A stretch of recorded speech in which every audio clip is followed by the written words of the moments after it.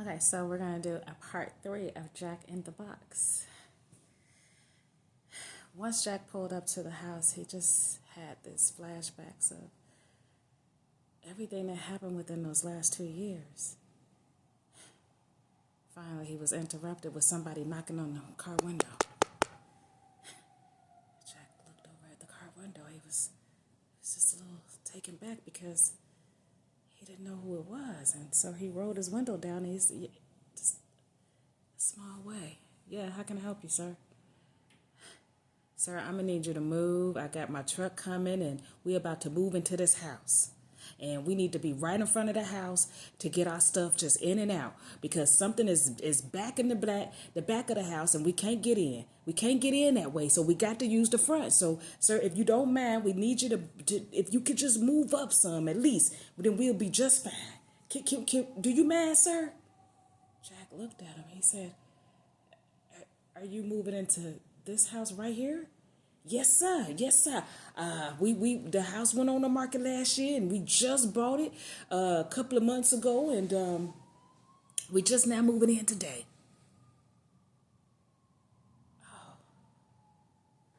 Okay. Yeah, yeah. I'm sorry. Yeah, yeah. I'll move and I'll get going. I'll get going. Jack's attempt to figure out what was going on seemed to keep hitting a dead end. He couldn't believe it. He started the ignition. He looked at the house and all the memories he had there just died over whatever attempt he just tried to figure out. It just died. So he looked at the guy and he did that and Jack pulled back off and he headed back to work. He pulled back into the parking lot and went on upstairs and he sat at his desk and he just was confused. Meanwhile, across town, Marissa walked into the restaurant and she waved. Hi, Clara. I'm Marissa. Nice to meet you. Um, can we have a seat? So Clara was her new boss, and she had to report 0776. So they sat down, and her boss said, "Well, hi. Would you like some coffee or something to drink?" Oh, no. I'm fine. I'm just fine. She goes into her bag, and she pulls out her brother's obituary. She slams it on the table and she said, "Listen," she said, "this is my brother. This is my brother Mikey. And he was framed. 0776 framed my brother. And I would like for you to figure out, because he's walking around, this case is not closed. He's supposed to be gone, not my brother. What happened?" Clara looked at her. She said, I know it got really messed up. I'm so sorry, Marissa. I'm so sorry." She said, "Things got out of hand. Your brother just was innocent bystander that got in the way. And I'm sorry. And there's no amount of apologies that we can provide you."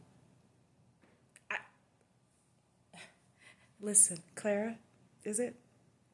It's, I would like to get on a good start with you. My brother is gone, and he's been gone now for a year. And 0776 is still walking around as if he doesn't remember what happened, as if he wasn't a part of why my brother is no longer here.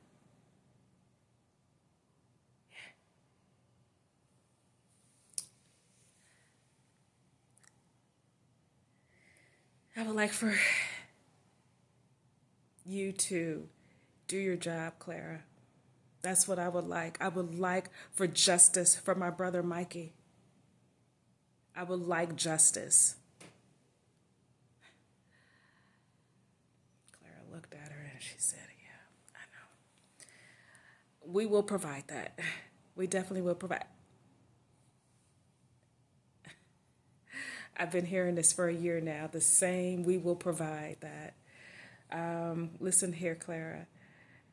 I can take care of myself. No one will have to know. I know for a fact 0076 just rolled up on my old home where all of this took place. I don't know what you guys did to him that zapped him out of his memory, but whatever happened, he is as if he doesn't remember. And watching him look me in my eye after knowing what he did, it was very difficult. And then not to mention the lies that were told on my brother.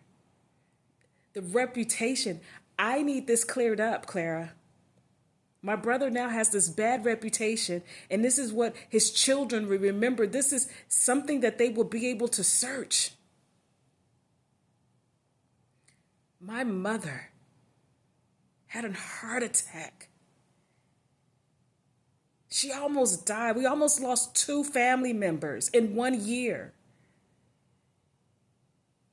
Claire, I need this cleared up or I will take care of myself. And that's the last thing we need to do is have, well, listen here. I won't incriminate myself right now, but again, I'll give you guys a little bit more time, but I know exactly where he is right now. I know exactly where to find him. You guys can go get him. He's right there in the building. He's at work. And he's sitting there free and alive. The case is not closed. It's not a cold file. It was supposed to be him and not my brother.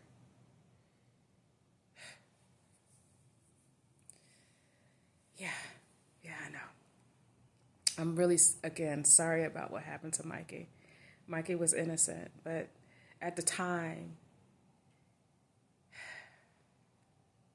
I don't know how, I don't know how Jack got out of the situation. I'm unsure about that. I don't know who helped him from the inside. He had to have help. And that's what we need to figure out. We need to figure out who helped Jack. Because there's no way he could have gotten away with this and then switched the storyline to fit. Someone helped him. Someone probably told him ahead of time what was going on. And it was him that was supposed to be. Yeah. The case should have been closed. So listen, and then not to mention, I wonder, we got to start with the last person that said that they took care of Jack. Why is he still walking around if he was taken care of? And I wonder what that meant exactly when they said they took care of him. Obviously, they zapped his memory, but they didn't take care of him. So we have to get to the bottom of that. That's where we'll start first, okay?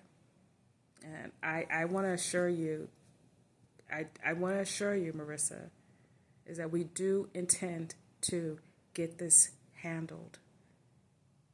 I need you to understand that I am here to make sure it's handled, cleared up, closed, just the way you need it to be, so that your family can get closure and we can change that story for your brother, so that when his children look up anything about regarding their father, that they know that their father was a good man. I apologize for that. The way the storyline went is just what happened. Yeah. I'm going to attempt to believe you. Okay, Clara? I'm going to attempt to believe you. And again, if nothing, I'm going to attempt to believe you. Thank you.